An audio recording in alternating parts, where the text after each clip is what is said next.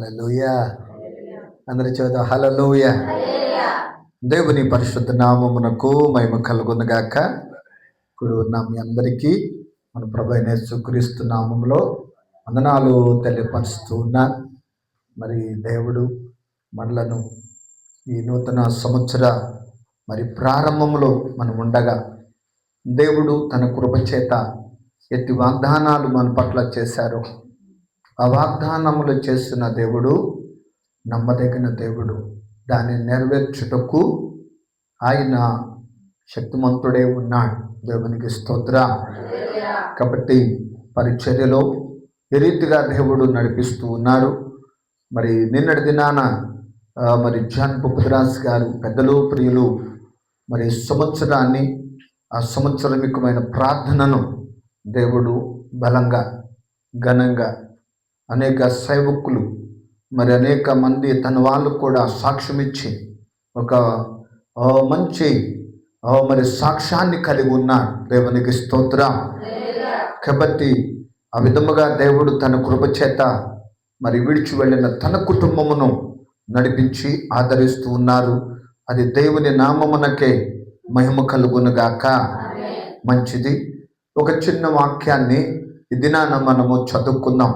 పరిశుద్ధ గ్రంథంలో కీర్తనలు 119వ కీర్తన 83వ వాక్యాన్ని మనం చదువుకుందాం. 119వ కీర్తన 83వ వాక్యం.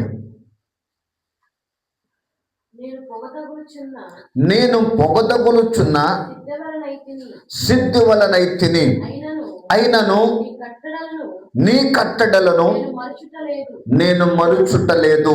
దేవునికి స్తోత్రం.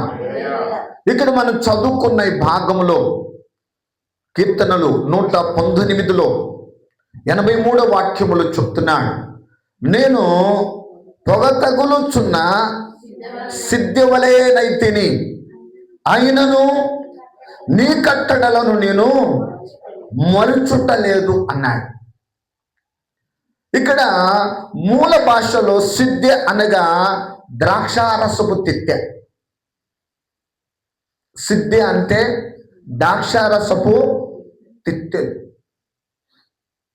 అంటే ఒక తోలుతో కుట్టిన పాత్ర.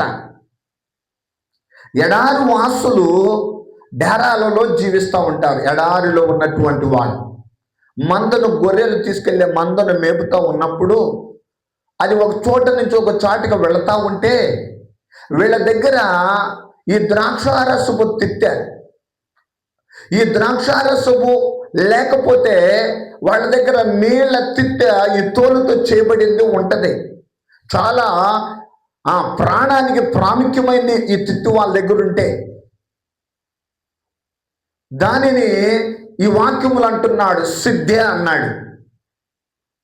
సిద్ధే అంటే ఇక్కడ మూల భాషలో ఇక్కడ ద్రాక్షారసపు తిత్తి. వారు ఒక చోట నుంచి ఒకటికి వెళతా ఉంటారు. అట్లా వెళతా ఉంటారు.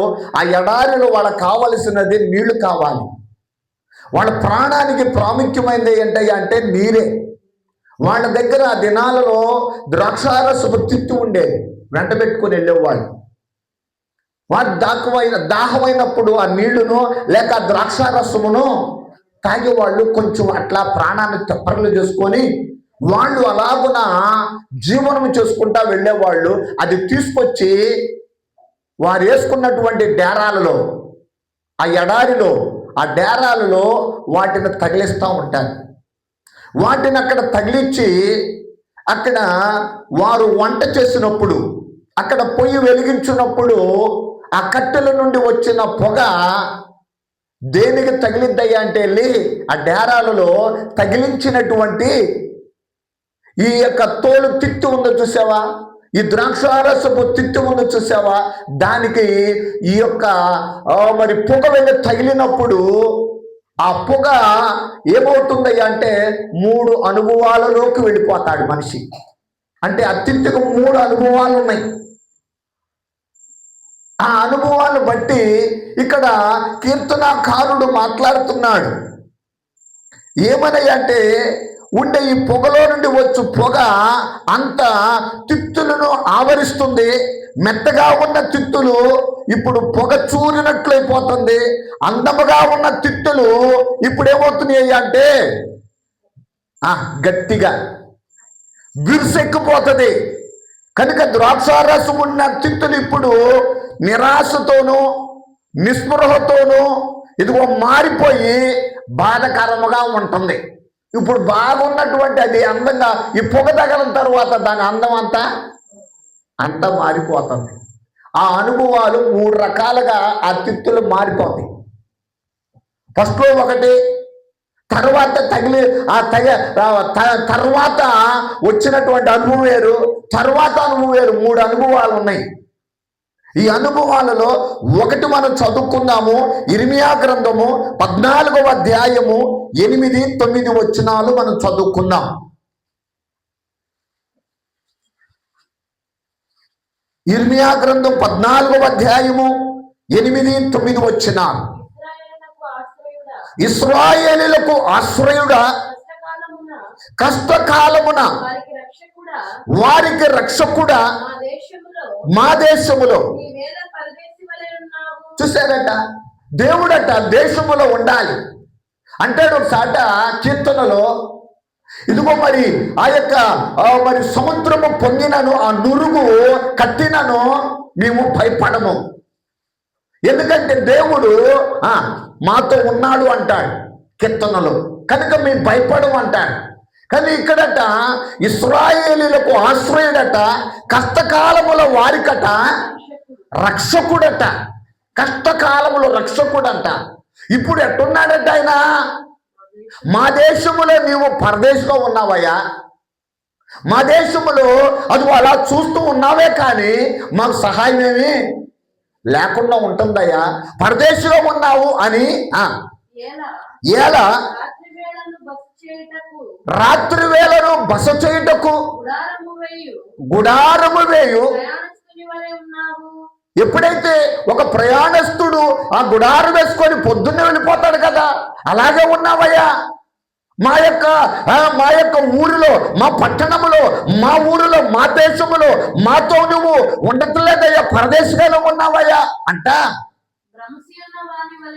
భ్రమసి ఉన్న వాని వలెను, రక్షింపలేని ఆ సూర్యుని వలెను నీవేలా ఉన్నావు యెహోవా,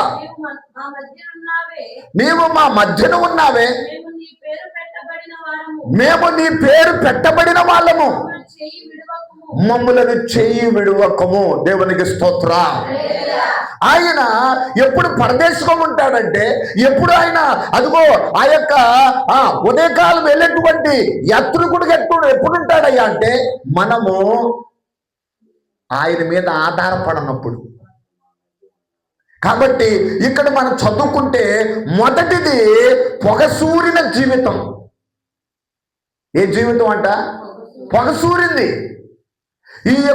ఈ పొగసూరిన జీవితము ఇక్కడ మాట్లాడుతూ ఉన్నాడు.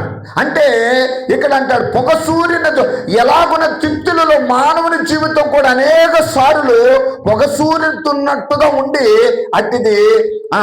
అట్టిది దావీదు అనుభవంలోనే కనబడింది. అందుకోసమే పొగ తగులుతున్నా సిబ్బివలే అయితేనయ్యా అన్నాడు. పొగ సూరిపోతున్నావు. ఎలాగున్నాడే అంటే అలాగ పొగ కొట్టింది. ఆ తిత్తులకి ఎలా కొట్టిందో, పొగ సూరిపోయిందో అట్టున్నానయ్యా నేను అని చెబుతూ అంటాడు కదా. దావీదే అలాగా ఉంటే మన జీవితాల్లో మనం ఇంకా దినమునకు 3 సార్లు ప్రార్థించాడు, 7 సార్లు దేవుణ్ణి స్తుతించాడు. దావీదు భక్తుడే దేవుని అంటాడు కదా, నా హృదయానుసారుడు అన్నాడు. ఆయనే ఇదిగో ఈ పొగసూరిన జీవితంగా ఉంటే మన జీవితాలలో ఎలా ఇదిగో వ్యాధులు అనేవి, బాధలు అనేవి, శోధనలు అనేవి, శ్రమలు అనేవి, కష్టాలు అనేవి, కన్నీళ్ళు అనేవి వచ్చినప్పుడు నిష్ప్రయోజనమైన జీవితముగా ఉంది అనుకోబాక. అలాంటి అనుభవం, పొగసూరిన అనుభవంలో ఉన్న దేవుడు చేస్తున్న కార్యం ఏంటో తెలుసా? ఇక్కడ అంటాడు నీ కట్టడలను నేను మరుచుటలేదు. ఇది దేవునికి స్తోత్ర. ఎన్ని ఉన్నా కానట దేవుని సన్నిధిలో ఇదిగో నేను నీ కట్టడలు మరిచి ఉండలేదయ్యా. ఎవరైతే శ్రమలు, బాధలు, కష్టాలు ఉన్నా దేవుని కట్టడలను మరిచిపోకుండా నువ్వు ఉంటావో నీ జీవితంలో ఆయన మరిచిపోయి ఉండడు ఆయన. అందుకోసం ఇక్కడ ఇందాక అంటున్నాడు కదా, ఇదిగో మమ్ములను మా చెయ్యి విడవబాకయ్యా. ఎస్, దేవుడు మాట ఎప్పుడైతే నువ్వు కట్టడలు అనుసరిస్తున్నావో, దేవుని మాటలు వింటున్నావో, నీ జీవితంలో దేవుని నువ్వు విడిచిపెట్టడం అంతే. దేవుడు సహాయం చేస్తాడు. సామెతల గ్రంథములు అంటారు, సామెతల గ్రంథం 24:10 వాక్యములు చదువుకుంటే, శ్రమ దినమున నీవు కృంగిన ఎడల, శ్రమ దినమున కృంగిపోవద్దు. కొన్ని శ్రమలు వస్తవి, కొన్ని బాధలు వస్తవి, కొన్ని ఇబ్బందులు వస్తవి. ఆ దినమున నువ్వు ఎలా ఉండకూడదట, కుంగిపోవద్దు. కొన్నిసార్లు కృంగజేసే స్థితి వస్తుంది. అయినా కానీ దేవుడు ఆయన నిన్ను వదిలిపెట్టడంతే. నిన్ను నన్ను విడిచిపెట్టే దేవుడు కాదు. ఇది పొగ సూర్యున జీవితం కనబడింది. అయినా కానీ ఆయన కట్టడలో మర్చిపోబాక, దేవుడు సహాయం చేస్తాడు. అందుకోసమే 119:71 అంటాడు కదా, ఇదే కీర్తన భాగములో 71వ వాక్యం కూడా, నేను నీ కట్టడలను నేర్చుకున్నట్లు శ్రమ నుండి ఉండుట. శ్రమ వల్ల నాకేం కలిగిందట, మేలాయన. శ్రమను దేనిగా మారుతాడట, మేలుగా మారుస్తాడు. యేసపు బైబిలులో యేసపు భక్తుడు అంటాడు, తన అన్నలందరూ తన మీద అసూయపడి తనను అదిగో సంపాదనుకున్నప్పుడు, అతని మీద కుట్ర చేసినప్పుడు, ఇదిగో కలలు కనేవాడున్నా అని అసూయపడుతున్నప్పుడు, ఎంతగానో బాధించిన ఆ బాధను తట్టుకున్న తర్వాత ఒకసారి మాట్లాడతాడు. అంటాడు కదా, మీరు నాకు కీడు చేయను ఉద్దేశించారు, కానీ దేవుడు దానిని మేలుగా మార్చాడు. దేవుడికి స్తోత్ర. వారు అక్కడ అనలే, ఇక్కడ నీ సహోదరులే, నీ వాళ్ళే, నీ చుట్టూ ఉన్న ప్రజలే, ఎవరైనా కావచ్చు, అది కీడు చేయ ఉద్దేశించవచ్చు. మేలుగా మార్చే దేవుడు ఉన్నాడు, మేలుగా మార్చాడు. ఎప్పుడు ఆయన కట్టడలో మరవబాక, దేవుని సన్నిధిని విడిచిపెట్టబాక, దేవుని వాక్యాన్ని గైకొను, దేవుని సన్నిధిలో ప్రార్థించు, దేవుని సన్నిధిలో కన్నీరు కాచు, దేవుని సన్నిధిలో ఉండు. పొగ చూరిన జీవితాన్ని ఆయనే మారుస్తాడు. దేవునికి స్తోత్రం. హల్లెలూయా. అందుకోసమే ఇక్కడ ఇర్మియా గ్రంథము 13వ అధ్యాయం 12 వచనములు అంటాడు.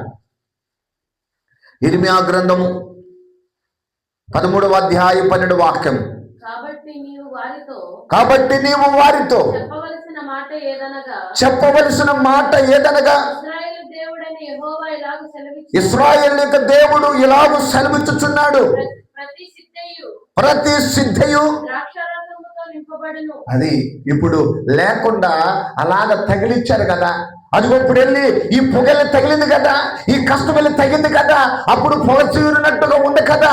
ఇప్పుడు ఏం చేస్తాడట, ప్రతి సిద్ధయు ఇప్పుడు ఏమవుతుందట, ద్రాక్షారసముతో నింపబడును. ఒక రోజు మరలా సమృద్ధిగా దేవుడు మరలా నింపే రోజు ఒక రోజు ఉంది, నిన్ను ఆశీర్వదించే ఒక రోజు ఉంది, ఇదిగో నీవు దీవించే రోజు ఒక రోజు ఉంది, నీవు నిలబడి దేవుని కార్యాలు చూచే రోజు ఉంది, ఒక మేలును చూచే రోజు ఉంది, ఒక ఆశీర్వాదాన్ని చూస్తావు. ఏ కన్నీరైతే కాచావో, ఏ ప్రార్థన అయితే చేసావో, ఏ ఉపవాసం అయితే చేసావో, ఏ రోదనైతే చేసావో, ఏ బిడ్డల కోసం అయితే ప్రార్థిస్తున్నావో, ఒక రోజున నీ జీవితంలో కూడా ద్రాక్షారసం అనే ఆశీర్వాదాన్ని ఎంతో నింపుతాడు దేవుడు. దేవునికి స్తోత్రం.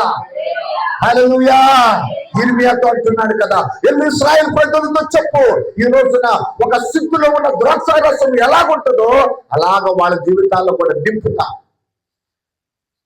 పొగ చూరిందని వ్యాధులు బాధలు నేను కృంగిపోవద్దు, దేవుని వైపు చూడు, దేవుడు సహాయం చేస్తాడు. దేవునికి స్తోత్ర. ఇది మొదటి అనుభవం. దావీదు అనుభవములు అదొకటి. రెండో అనుభవాన్ని మనం చూసినప్పుడు అంటాడు, యెషయా గ్రంథము 49:2 వాక్యాలు చదువుకుందాం. నా నోరు వాడిగల ఖడ్గముగా ఆయన చేసి ఉన్నాడు, తన చేతి నీడలో నన్ను దాచి ఉన్నాడు,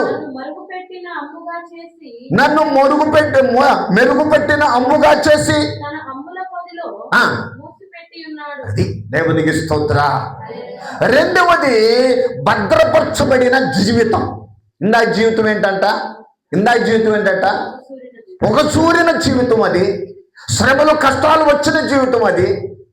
ఇప్పుడు ఏ జీవితం అంటే అది భద్రపరచబడింది. ఏదో ఆ రోజు ఆ ద్రాక్ష రసం తాగిన తర్వాత, అదిగో ఆ నీళ్లు తాగిన తర్వాత ఆ తిత్తి పనికి రాలేదని పారేయలే, అది అయిపోయిందని పారేయలే. ఆయన తీసుకెళ్ళినటువంటి ఆయన ఎక్కడ పెట్టుకున్నాడు? అది మళ్ళీ అదే డేరాలో అక్కడ తగిలించి పెట్టాడు. ఇప్పుడు దాంట్లో ద్రాక్షారసం లేదు, ఖాళీగానే ఉంది. కానీ అది భద్రంగా దాచిపెట్టాడు. అది ఎందుకని? మళ్ళా ఇంకో రోజు దాన్ని వాడుకుంటాడు. దాన్ని పనికి రాలేదని పారేయలే. మన జీవితాల్లో కూడా పనికి రాలేదని పారేయలే దేవుడు. సమాజానికి పనికి రాకపోవచ్చు. నీ వల్ల ఉపయోగం ఏంటిరా? నీ వల్ల ఉపయోగం ఏంటమ్మా? నీ వల్ల దేని పనికి వస్తావు? నీ దగ్గర ధనం ఉందా? నీ దగ్గర ఆస్తి ఉందా? నీ దగ్గర అందం ఉందా? నీ దగ్గర స్థితి ఉందా? నీ దగ్గర హోదా ఉందా? నీ దగ్గర అధికారం ఉందా? నీ దగ్గర ఏముంది? దేని పనికి వస్తావు నువ్వు? నాతో నువ్వు సాటా అని నేను తీసేయచ్చు. కానీ దేవుడు నిన్ను భద్రపరచబెట్టాడని గుర్తుపెట్టుకో. దేవునికి స్తోత్ర. 2025లో పారేయలే నిన్ను. ఆయన భద్రపరిచి ఈ క్రొత్త సంవత్సరములు మనలను భద్రంగా ఉంచాడు. దేనికోసం అయ్యా భద్రంగా ఉంచాడంటే, అదిగో అలాగున అదిగో ఆ యొక్క అందక ద్రాక్షారసము లేని కారణముగా తిత్తలు పని లేదు. అందుచేత యజమాని వాటిని వేలాడగట్టాడు. అవి ద్రాక్షారసం లేదు కదా, దాంట్లో వేలాడదీసాడు. అంతే, అక్కడ ఉంచాడు. తన గుడారంలోనే ఉంచాడు, భద్రంగానే ఉంచాడు. అది అయితే ఇంకా అంటాడు కదా, అంటే వాటిని నిరుపయోగముగా తలంచడం కాదు, కానీ తన ఉద్దేశము అయితే దానిని మరలా అదిగో ద్రాక్షారసముతో నింపుతాడు అనేది అతని నిరీక్షణ. అయితే ఇక్కడ మనం చదువుకుంటున్నాము. ఇక్కడ మీకా గ్రంథము 7వ అధ్యాయము 11వ వచనం చదువుకుందాం. దాని గురించి ప్రభు అంటున్నాడు. మీకా గ్రంథము 7వ అధ్యాయము 11వ వాక్యాన్ని మనం చదువుకుందాం. నీ గోడలు మరలా కట్టించు దినము వచ్చుచున్నది, అప్పుడు నీ సరిహద్దు విశాలపరచబడింది. దేవునికి స్తోత్ర. దేవుడు కట్టడానికి ఒక సమయం ఇచ్చాడు, పెరిగి వేయడానికి ఒక సమయం ఇచ్చారు. ఇప్పుడు ఈ ద్రాక్షారసం అయిపోయింది కదా, అయిపోయిన తర్వాత అంటే మనం బాటిల్ అనుకోండి, ఆ బాటిల్ మనం తెచ్చుకున్నాం, తాగేసాం, వెళ్తా పారేసి వెళ్తావా? ఇంటికి తీసుకెళ్తావా? పారేస్తారా? ఏది మంచి వాటర్ బాటిల్, మంచి బాటిల్ పారేస్తామా? దాన్ని ఏం చేస్తాం? మళ్ళీ ఇంకో రోజు మనం ఉపయోగపడిద్దని ఉంచుకుంటాం కదా. ఇప్పుడు దాన్ని ఏం చేయబోతున్నాడంట? మళ్ళీ దేవుడు మరలా దానిని కట్టబోతున్నాడంట. ఏలాడబడుతున్నటువంటి దానిని ఎందుకులే పనికిరాలేదు పక్కబడకుండా దానిని మరలా కట్టి దాని గోడలంతా కట్టేసి ఏం చేయబోతున్నాడంట? నీ సరిహద్దులను విశాలపరచబడును. దేవునికి స్తోత్ర. విశాలత కోసం దేవుడు ఇస్తున్నాడు. అది పైన తగిలించొచ్చు, కానీ ఇప్పుడు దానికోసం విశాలత ఉంది, దానికోసము దేవుని యొక్క ఆశీర్వాదం ఉంది. ఎలాగో తెలుసా అంటాడు కదా, యేషయా గ్రంథము 37వ అధ్యాయము 10వ వాక్యాన్ని మనం చదువుకుంటే, 37వ అధ్యాయము 10వ వాక్యం, ఆయన వాటికి ఆజ్ఞాపించినట్లు నేను ప్రవచింపగా జీవాత్మ వారిలోనికి వచ్చెను, వారు సజీవులై లేచి లెక్కింప శక్యము కాని మహాసైన్యమై నిలిచిరి. దేవునికి స్తోత్ర. ఎవరంట? ఒక లోయలో ఉన్నారు, ఎండిపోయిన ఎముకల్లాగా ఉన్నారు. ఎండిపోయిన ఎముకలతో అలాగ లోయలో పడి ఉంటే యేషయా ప్రవక్తతో అంటున్నాడు, అయ్యా అవి లోపలికి దించి అటు ఇటు చూడమన్నాడు. అటు ఇటు వెళ్ళి నడిచి అంతా చూశాడు. అయ్యా ఇవి ఎండిపోయినవయ్యా, కేవలం ఎండిపోయిన ఎముకలే అయ్యి అన్నాడు. అవి బ్రతకగలవా అన్నాడు. దేవుడు అన్నాడు కదా, బ్రతకగలవా అని. అప్పుడు ఈయన అంటాడు కదా, అయ్యా అది నీకే తెలుసు అయ్యా అన్నాడు. దేవునికి స్తోత్ర.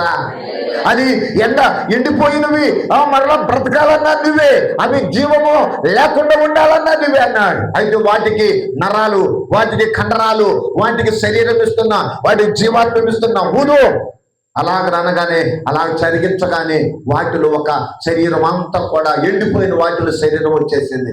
ఇప్పుడు అలాగున బ్రతికించమని మాట్లాడగా అప్పుడైతే ఊదాడో, ఎప్పుడైతే మాట్లాడాడో అప్పుడంట లేచి ఎలా అయ్యారంట, మహాసైన్యమయ్యారంట. వాళ్ళు అనుకున్నారు, వాళ్ళు ఎవరు, ఇశ్రాయేల్ ప్రజలు, మా పని అయిపోయింది ఇక, మా జీవితం అయిపోయింది ఇక, మా బ్రతుకు అయిపోయింది ఇక, ఇదిగో ఎలాగా తిట్టే అలాగా ఖాళీగా ఉండి ఎలాంటి తీయబడిందో, పనికి రాకుండా ఉందో, అయినా దానిని వాడుకోవడానికి దేవుడు ఏం చేస్తాడయ్యా అంటే మరలా దాంతో పని కలిగిద్దని ఆయన నిరీక్షణ. ఇక్కడ కూడా ఏం చేస్తున్నాడయ్యా అంటే ఎండిపోయిన ఎముకలలో నుండి జీవాన్ని ఇచ్చాడు. దేవునికి స్తోత్ర. బ్రతికించి వాళ్ళనట మహాసైన్యంగా చేశాడట. ఈ రోజున మన జీవితాల్లో కూడా ఎందుకు భద్రపరుస్తున్నాడు అంటే ఈ సంవత్సరం ప్రారంభంలో ఒక బలమైన ప్రార్థన కలిగి, ఒక బలమైన పరిచర్య కలిగి, ఒక బలమైన దేవునితో నడవాలని, దేవునిలో నిలబడాలని, దేవుని కొరకు సాక్ష్యం ఇవ్వాలని, దేవుని సన్నిధిలో నీ కుటుంబంలో దీవించబడాలి, నీ భర్త జీవితంలో ఆశీర్వాదం కనబడాలి, నీ భార్య జీవితంలో ఆశీర్వాదం కనబడాలి, నీ బిడ్డల జీవితంలో ఆశీర్వాదం కనబడాలి. దేనికోసమైతే దేవుడు నిన్ను ఒక సైన్యముగా అదిగో అక్కడ ప్రజలుగా ఉంచాడు, ఈ రోజు నీ జీవితంలో కూడా గొప్ప కార్యములు చేయగలిగిన దేవుడు. దేవునికి స్తోత్ర. నిరుపయోగం లేదని అనుకోబాక, నీవు దేవునికి ఉపయోగకరమైన వ్యక్తిని. దేవునికి స్తోత్ర. నేను ఆయనకు ఉపయోగకరమైన వ్యక్తిని, పనికి రాలేదని పారేసి ఆయన కాదండి. ఎండిపోయినవి అసలుకి ఆశ, మా ఆశ లేదనుకున్నారంట వాళ్ళు, ఇక లేదు మా పని అయిపోయింది. అలాంటి దానిలో దేవుడు ఏం చేశాడట, మహా సైన్యం. నా బిడ్డల గురించి ఆశ లేదండి, నా కుటుంబంలో ఇంకా ఆశ లేదండి, ఇల్లు కడతానని ఆశ లేదండి, పెళ్లి చేస్తానని నాకు ఆశ లేదండి, అట్ట ఏం చేయాలో దిక్కుదోట్లేదు అనుకోవచ్చు. ఏ వైపున మార్గం తెరుస్తాడు ఎవరికి? ఆయన కార్యాలు కంటికి కనబడబడ్డ, చెవికి వినబడబడ్డ, హృదయానికి. దేవునికి స్తోత్రం. హల్లెలూయా. ఆశ్చర్యమే, ఆశ్చర్యమే. అభివృద్ధి పరిచిన అసూయపడే వాళ్ళు ఉంటారు. ఏమి లేకపోయినా అసూయపడే వాళ్ళు. ఏంటో పని బతుకు. బాగా అభివృద్ధి ఉంటే ఎక్కడి నుంచి ఇది ఎంత తెత్తన్నారా వీళ్ళు, ఎక్కడి నుండి రా అంత అబ్బేగా. ఇలా తెలుసు అప్పచేతి వీళ్ళకి అది షూరిటీ పెట్టింది అంటే మనుషుడు అసూయ పడిపోతూ ఉంటాడు. ఆయన దేవుడు ఏం చేస్తాడో తెలుసా, లేపుతాడు. దేవునికి స్తోత్ర. 38 సంవత్సరాలు కోనేటి ప్రక్కన పడి ఉంటే అందరూ అనుకున్నాడు ఇక లేకవలేడేమో, ఇక ఆ కోనేటి ప్రక్కన తన జీవితం అయిపోద్ది, తన బ్రతుకైపోద్ది అనుకున్నారు. అలాంటి రీతిలో ప్రభు అక్కడికి వచ్చాడు. నీవు లేచి పరిపెట్టుకొని నడువన్నాడు. దేవునికి స్తోత్ర. అతడు దిగ్గున లేచి తన పరిపెట్టుకొని నడిచి వెళ్ళిపోయాడు. ఎలాగో నడిచి అలాగ నడిపించాడు. నీ జీవితంలో కూడా ఒక భారమును, ఒక బాధ్యత నీకు ఇచ్చాడు, ఒక గురిని కలిగించాడు, ఒక లక్ష్యాన్ని కలిగించాడు. నీవు నీ పనిని కలిగి ముందుకు వెళ్ళు, ప్రభు నీకు తోడు ఉంటాడు. దేవునికి స్తోత్ర. అతి కార్యాలు ప్రభు జరిగించును గాక.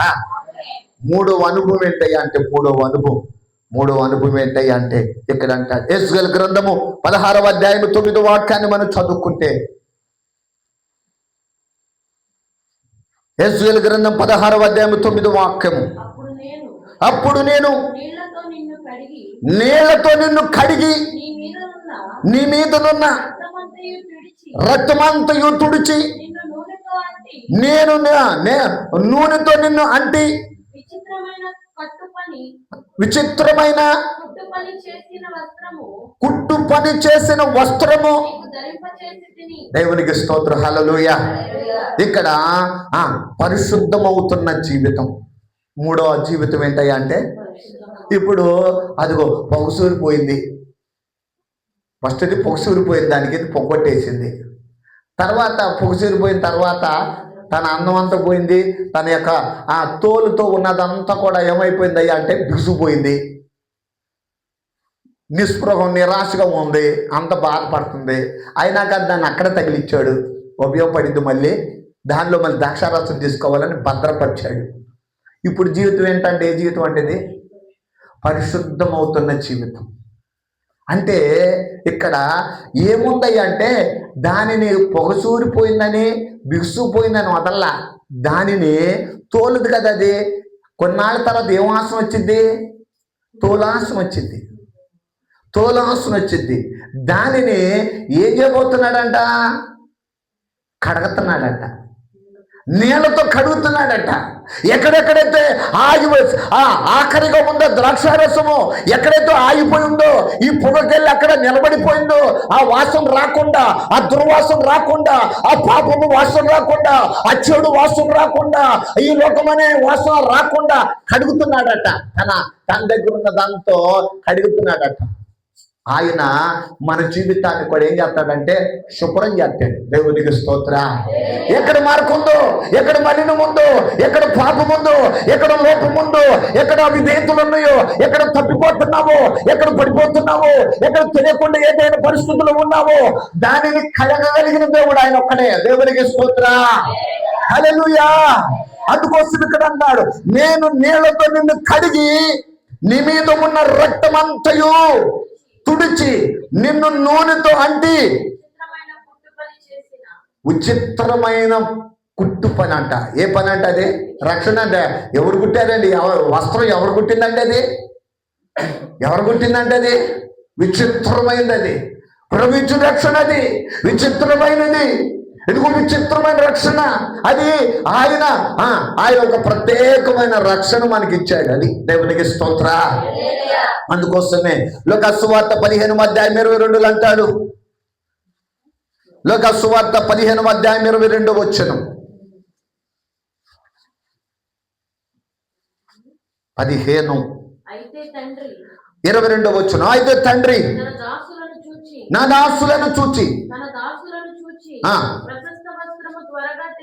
ప్రశస్త వస్త్రములు త్వరగా తెచ్చి వీనికి కట్టి